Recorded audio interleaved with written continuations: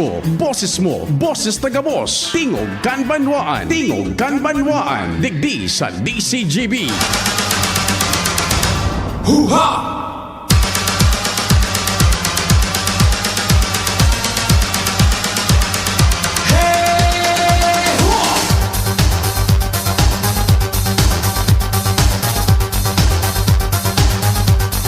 Maray na Huwebes na pagkaaga, medyo mauran-uran batabe. Epekto yan kang pigapod na shear line. Ang gustong sabihon kayan, iuanso area, kurit na halabaon, dyan sa may kadagatan, pasiring digdi sa may Southern Luzon, hali sa dagat Pasifiko. Parang halawigo na linya iyan, shear line nga ni, kung saan yaon nagsasabatan so amihan northeast monsoon na malipot pagkatapos so sangaw kan dagat sa may ibaba na porsyon kang Pilipinas na mainit. Yan kaya minasabatan po ang resulta uyan masarong bulan na kitang kauuran. Tama ba Pading Nald? Gari masarong bulan na kitang kabubulos ang uran. Kami po minarespetar na naman sa lambang miyembro kan sosyudad asin kan familia. Huwebes ngunyan dapat amang Diyos perming ipigpaenot sa gabo St. Jude tabi. So mga devotos madyan ni St. Jude, igo ang pagkakataon na makapagpasalamat man lamang. Diyan baga sa Lapu-Lapu, maray na agad yan tabi sa indo sa gabos na taga Lapu-Lapu. Kumusta ka mo dyan, Pading June Pitero, sagkod sa familia, asin iba pang mga paraang tabay man dyan. Regards man tabi sa tong amigo man, si Sir Popoy Balmez, dyan sa JRB Calibration Center and Battery Shop. Kataning sanan kan St. Jude Church Tingog kan banwaan man tabi, nag-imbitar, mag-iriba-iba kita sa kod alas 10:30. Sana po yaong kamu dyan. Kumusta mang kamu dyan sa Daraga, sa Santo Cristo, sa sentro mismo, dyan sa Saud, sa Binitayan, sa San Roque. Huha!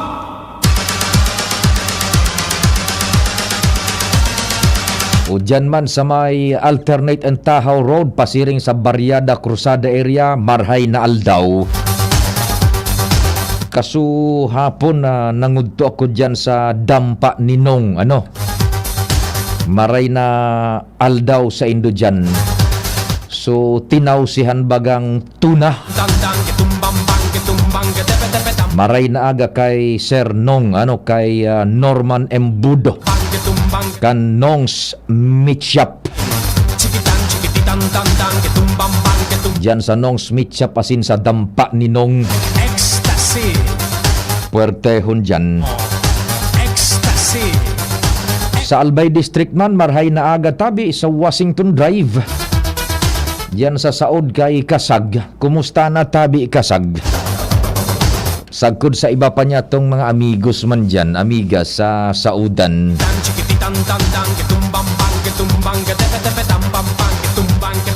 Pag-araw ka ining malipot-lipot, puwerte ang pagluto nin pangudtuhan. Mas minasiram kung ang gamit Petron Gasol. Good morning tabi dyan sa Indo, Sir Ato Lim sa Petron Top Gas Gasol. Dyan sa Daraga. Ang haloy ng kasabay-sabay sa kusina kan Pilipinas. Sa luwas, mapaabot nin report Pading Jimmy sa 3rd. Kumpareng Al sa 2nd District, katabang si Ans Galero, Joshua Bino. Diyan sa 1st Distrito, marhay na aldawman. Ang samuyang koresponsal si Pading Jomar Bien. Sa mga nag-aantabay man dyan sa 1st District, sa samuyang sister FM station, so 106.9 WGB-FM Tabaco, marhay na aga. DCGB po sa indong nadadangog. Good morning, Sir Dex Veles, dyan sa 106.9 WGB FM. Siyempre sa Legazpi, ang samuyang sister station, ang 97.1 OK FM. Sa Manibela, si Henry Mata, The Boy Mata. Control technical yaon dyan, kumpadreng Nal Baldo, the man from Dap-Dap, the home of Senyor Santo Cristo. Maray na agad yan sa Indo sa Gabos na taga-Dap-Dap, lalong-lalo na sa Jigs Baldo Welding Shop. Sa newsroom, talaga naman walang humpay na pagbulos kan istorya, maging lokal, national, international. Yaon dyan nangingenot News Director Mar Dela. Katabang ang samuyang anghel, ang AM kan DCGB, Angel Mostasa. Yaon dyan si Jen Matthew Balyaran, katabang man si Jimos. Sarabay-sabay sinda sa newsroom, sagkod na po sa samuyang social media platform, ang DCGB News Online. Si FMB, kumusta na? Andiyan ba? Si Francia May Boraz.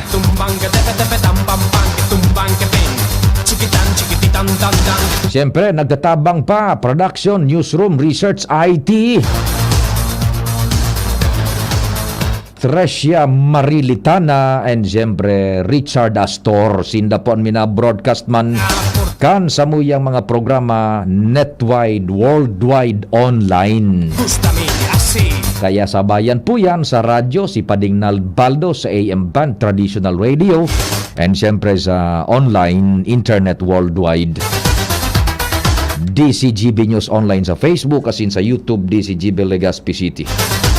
Ako po ang sa induman na servidor sa radyo, ang mapainit kan sa indong pinagluluto. Mapainit kan malipot na panahon sa paagikan mga informasyones. Si Pio Fernandez. Marhay na aga. Hali sa Pilipinas, dyan po sa mga nag-aantabay sa DCGB News Online. Nagdadangog mandatabi. Wow, yung mga taga National Grid Corporation of the Philippines, MTDB, Daraga. Yan, NGCP, MTDB. Pardon my ignorance. Anong gustong sabihin kang MTB o kaya MTDB? Yan, dyan sa Daraga. Sinda Sir Charles Llames, Marvy Andes, Rick Loterte, Bert Precones, sagkod si Romy Africano. Yan, maray na agad yan, ano, sa gabos na taga National Grid Corporation of the Philippines, MTDB, Daraga. Sir Charles Llames, Marvy Andes, Rick Loterte, Bert Precones, asin si Romy Africano. Yan, sige. Sir Nong, marhay na agatabi dyan sa Nong's Meat Shop. Kumusta na po kamo dyan? Sige. Si Madam Nancy na Mijavillo, maray na aga man tabi. May landslide dyan baga sa may Kapuntukan Hill, ano. Okay. Sige, di nai-istoryatan ang kasubago, dumambaga sa report ni kumpadreng o kaya ni sa programa ni VP Henry, maray na aga tabi sa indo. Kay Madam Nancy Mijavillo. Yan. Salamat pong marhay tabi sa pag-aantabay. Bueno, kumpadreng naldray din na tabi. Sige, kasuhapon, by the way, ang number ko is 0961-759-0888 sa Smart. 0961-759-0888 sa Smart, and sa Globe 0926-0156-020. That's 0926-0156-020. Yan, Maintenance and Testing Division B. Yan. O, sige, salamat tabi ha. Yun pala nang gustong sabihin kang MTDB. Yan, sa NGCP Daraga. Maintenance and Testing Division B. Yan. Good morning sa inyo dyan kay Sir Charles Llames, Marvy Andes, Rick Luterte, Bert Precones, asin Romy Africano. Sige. Kasuhapon, nakahuron ta si Dr. Cedric Daep, ang Albay Public Safety and Emergency Management Chief, sa opisina. Taso council, ang namamayukaan, ang gobernador. Yung PDRRMC, Provincial Disaster Risk Reduction and Management Council, ang namamayukaan ang gobernador. Yung attached office kaan sa operations, Albay Public Safety and Emergency Management Office, ang nagmamanihar dyan na mamayo, si Dr. Cedric Daep. May ipinaluwas na Orden Ehekutibo numero 2, Serye 2023, si Gobernador Grex Lagman, Attorney Grex Lagman, ang satuyang gobernador. May kinaraman na ini sa pag-institutionalize, gustong sabihon, ilinaog na po sa dalagan sistema di gobyerno kan lokal na gobyerno kan Albay, may kinaaraman sa pagsuspender kan klase both public and private schools, entire province of Albay. Tanganing kumbaga uniformado na and mas makusog ang legal basis, tangon yan executive order na po, bako na yan basta-basta sa na-advisory, ilinaog na po sa sistema through the executive powers ni Governor Attorney Grex Lagman. Kung ano po yan na mga salient points na napaghurunan niya mo, duman sa programa man, tapaghapon, may Bicol target man po kita, 4 p.m. to 5 p.m. Ipapadangog ko in full text an sa mo yung paghuhuron ni Dr. Cedric Daep, manunungod sa bagay na yan. Padignal, take it away. Maraming hapon, Tabi Pio. Opo, thanks for taking my call. We're on air po sa Bicol Target. Sir, na-release na officialmente Tabi as in permado na so executive order ni Governor Grex manunungod sa mga bagong giya sa pagsuspender kang klase, trabaho asin iba pa Tabi? Approve na Tabi ito, permado na, pero suspension of classes mas na ito Tabi Pio, dahil magkasabay itong suspension of work. Kung ito, magibo man kami separate na guidance. Ay, oho. So it's very clear, manunungod sa na ito sa suspension kan mga eskwela's privados ipublikas digdi sa Albay Tabi, sir. Ano po? Takonso ko yan, suspension of work kan mga teaching and non-teaching personnel, nasa discretion na kang DepEd and then CHED. Pero itong sa suspension of government works, kasabay man iyan na gabos na kung in kaso man kay puhan ang mapaluwas kayan so sa provincial government through the governor or chairman ng PDRMC based iyan sa mandato kang local government code. Opo. Okay, balikan ta muna Tabi, Sir Cedric. So salient points lang duman sa executive order na permado na ni Governor Grex, so ibabaga Tabi na ipaliwanag ta na ito partly. Ano po so dapat pang masabutan na itigpapautog na ngayon sa irarong kanasabi ng executive order? Nagkaperang parte ito kang executive order. So primero baga, anong mga hazards ang dapat mapaluwas ang local government or DepEd or itong sa mga iba pang authority sa lokal. Pinaliwanag ta na yan, nakasabay dyan ang northeast monsoon, southwest monsoon, thunderstorm, tapos yung shear line. Tapos pinaliwanag ta naman magatabi Pio itong manong duman sa general suspension na ito may connection ito duman sa tropical depression, tropical storm, severe tropical storm, typhoon and super typhoon, dahil ang epekto kayan totalmente sa probinsya kang Albay. Pero itong sunainot kong na-mentionar, partial effect lang ito sa nagkaperang areas kang Albay. Bako, totally. Ayun, oh. Kaya iyon ito ang desisyon. Ano nga And then, ang sarap pang parte dyan, in kaso baga, magpaluwas ki suspension order ang local or ang probinsya dahil ang pag-suspender kang klase, bako yan desisyon sa nakang gobernador, bako ang desisyon kang local government, and then kundi, base yan kung ano ang pigpapaluwas na weather update weather bulletin or 24-hour public weather forecast hali sa pag-asa. Yan ang pigbabasihan. Ay, opo. In kaso baga, ang pigbabasihan sa pag-asa, because of communication problem, na delay man, kaya delay man ang suspension order, ang another portion dyan na instruction is, itong DepEd, kay po anak na, dahil nila pagpalawason, i-hold ninda itong klase, na dire-diretso, and then papaluwasan sa nanda iyan sa paagi kang presensya kan magurang sa panahon na nag-improve na ang kamugtakan kang panahon. Mhm. Okay, himay-himay do tabi Sir Cedric ano. Primero, ano tabi sunumero kan executive order tabi Sir Cedric? Number 3 ata yun. Tandaan ta, utos sa opisina, Oho. magluwas na ko dahil ko daras kaya so executive order. O parang number 3 yata yun eh.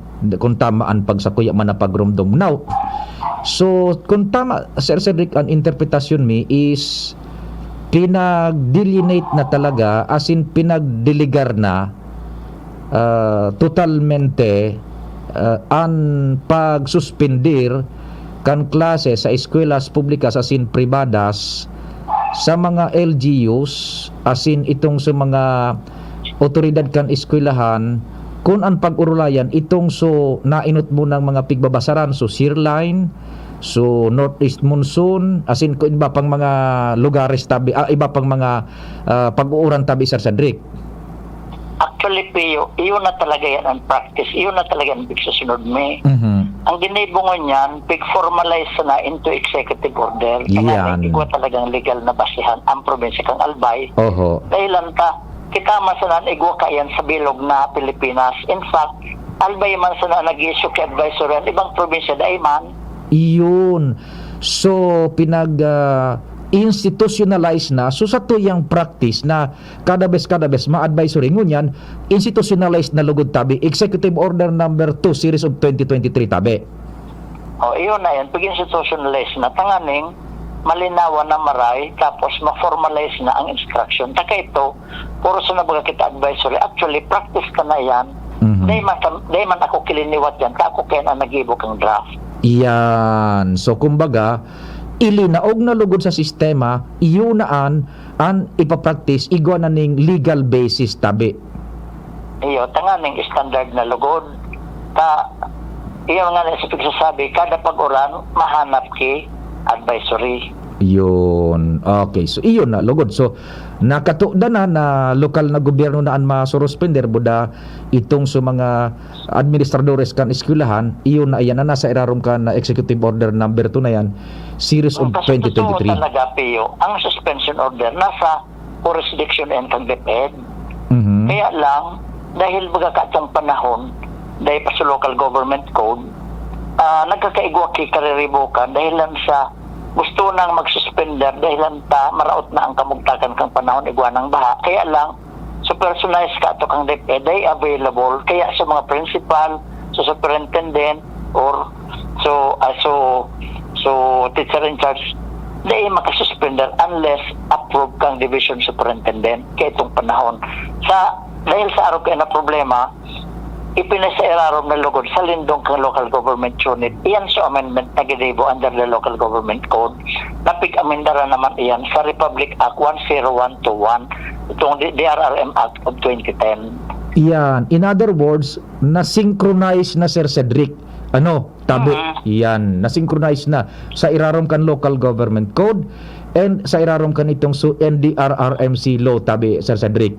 Yan. Tapos sigwa pa kaya dyan ki Department Order ang DepEd na ang pinaka-original nga sa panahon pa ka 1995 ni Secretary Kasumbing na ito nakasentro sa na ita kung may signal number 1. Ngunyan naman sa bagong Department of Order kang DepEd, mandatory naman. Tapos adapt na naman sa instruction kang based sa weather forecast ng pag-asa na kung halimbawa diniklara sa long lugar na kung dahil man ngayon sigang uran pero dahil aram ko anong weather system mangyayari, bako man bagyo, bako man tropical depression.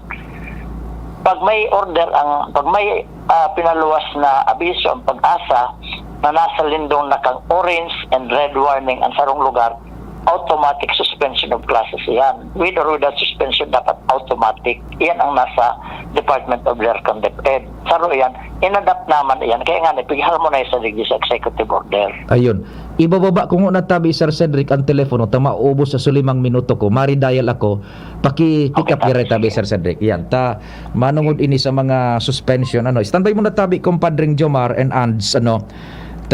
Manungod na iniduman sa halimbawa na udyan so pagpaluwas nin abiso kan otoridades na araw ngay kan uran matama sa araw kay ning oras pero nakalaog na sa mga aki igwa pa kitang ipapaklarar kayan kay Sir Cedric na igwa na nin kumbaga definitive na standard na susunodon sa tuyang gobyerno digdi sa probinsya ning Albay. Opo. Sir Cedric, opo, Now, saro pa tabi, Sir Cedric, sa naunang bitan mo kasabo ko na i-institutionalize na, susunundo na parareho uniform na pag nakalaog na sa mga aki eskwelas sangkod sa kolehiyo na halimbawa alas 7 na sa klase na alas 8 kuminusog nin todo sa oran alas 9 sundo alas 10 alas 11 tapos saka pa sa na madeklaran ning suspension tabi an yaon na dyan na nasa guidelines na as in institutionalized ng standard sa irarong kan Executive Order number 2 Series of 2023 ano pang dapat nagibuhon? Kung nagsuspender na kang klase na nakalaog na sa mga eskwela sa pagkaaga, iyan tabi piyo, dayan papaluwason kang in charge kang eskwelahan hanggang nahihiling ang safe situation na pwede na silang paluwason. Tapos ang mga kakian, papaluwason sila sa presensya kan sila ng magurang or itong guardian na masundo tanganing may kaiba sa pag-uli. Pero kung bako po maray ang panahon, dahil sinda papaulion, i-maintain sinda sa lawag kang eskwelahan, tanganing safe sinda dyan sa eskwelahan. Opo. Now, pero kung halimbawa, makusugo ng ulan hanggang 11 o'clock, hanggang 1 na kay panpalawasin ng aki, ang local government unit mapaluwas ki another advisory sa alas 11 tanganing isuspender na lugod ang klase sa pagkahapon na dahil na sila magralaw kung makauli man. So, kung nag-igwa naman kay makusugo na oran kay puwanta dahil man nasuspender sa pagkahapon pwede naman ang local chief executive mag-issue kay early dismissal of classes. Now, duman medyo may dapat kitang iistorya pa sa publiko. Primero, kung minusugo na sa oran alas 10 na ning udto pagkatapos nagsuspender na kang klase nasa laog na ang mga eskwelahan sa eskwelahan sa mga aki tapos nagsuspender kan klase pwedeng i-hold kan mga teachers mga estudyante maski yaon na sa mga magulang susundo na sa mga aki responsibilidad kang teacher na i-hold ang mga aki kung paluwason mo iyan na delikado bakit nga pati sa magurang ma-disquido man pasiguro sila kayan. Pero kung sa hiling ninda, based sa judgment ninda, pa-safe mo nindang i-release yung mga aki dahil protektado makan magurang, may auto, kung may anong mga kagamitan na safe ang mga aki, nasa desisyon kang DepEd kung tugutan sa paagikan, presensya kang magurang. Dyan medyo nakakaigwa pa ning convergence of idea, Sir Cedric, kung nakalaog na baga, o dyan na naman ngayon sa suspension tapos saka pa sa napaulion sa mga eskwela nayaon na ngayon sa eskwela tapos paulion makusugon sa uran so igwa na pala ning deber mo niyan basado dyan sa executive order na sa mga paratukdo pwedeng i-hold lugod ang mga estudyante diretso ang klase sundo na magkulpa ang uran over. Actually, tabi piyo mako iyan tinausan na kang executive order kundi iyan talaga inadaptar sa na iyan based iyan duman sa issuance na department order kang DepEd inadaptar sa na kang executive order existing na talaga yan sa department order. Yun. So, igwa na pala ng existidong department order man way before nainot na. So, DepEd, manungod sa araw ka na sitwasyon, inadaptar sa nakang provincial government o Balbay.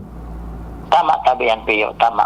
Yun. So, bako ini kagustuhan kang probinsya ng Albay, kundi sinunod so enot ng kaito ng existido na ipigpapautob kang DepEd.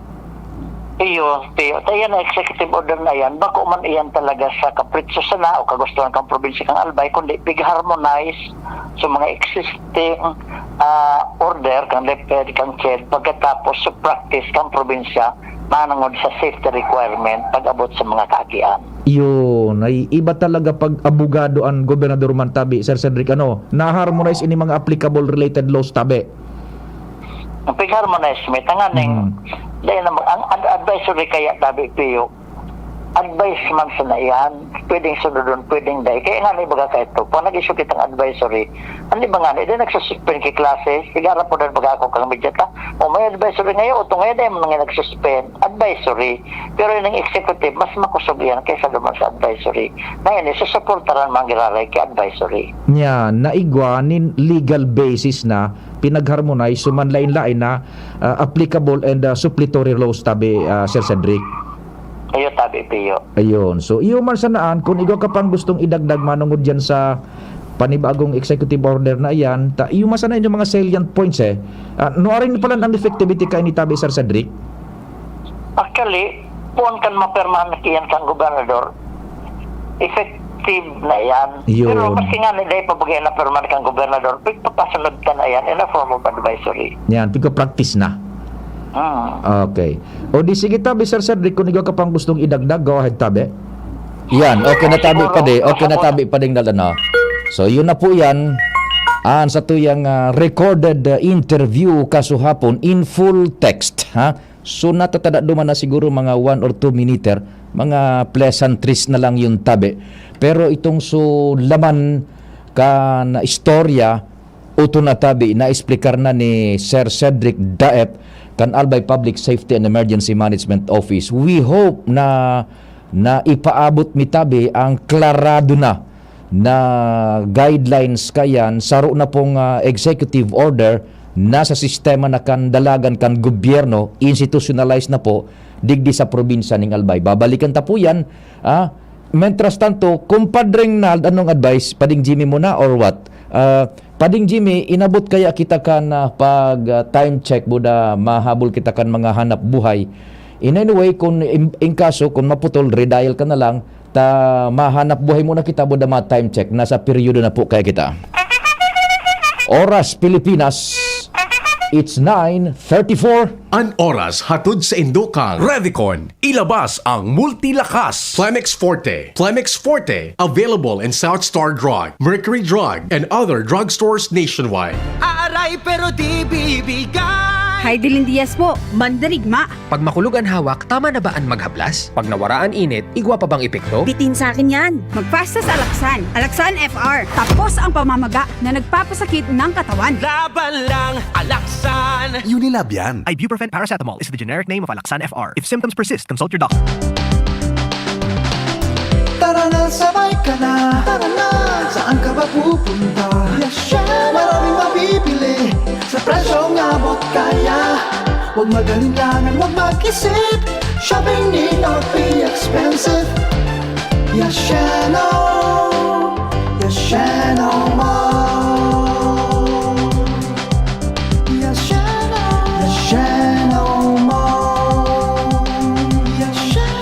Yashano. First time magnamit ning Red Horse Dre. First time masiramon urutruhon grabe. First time enot nung namit igwatulo sipa masiram. Astig ito, wow, wow, wow. Red Horse Beer, lakas ng sarap, lakas ng tama.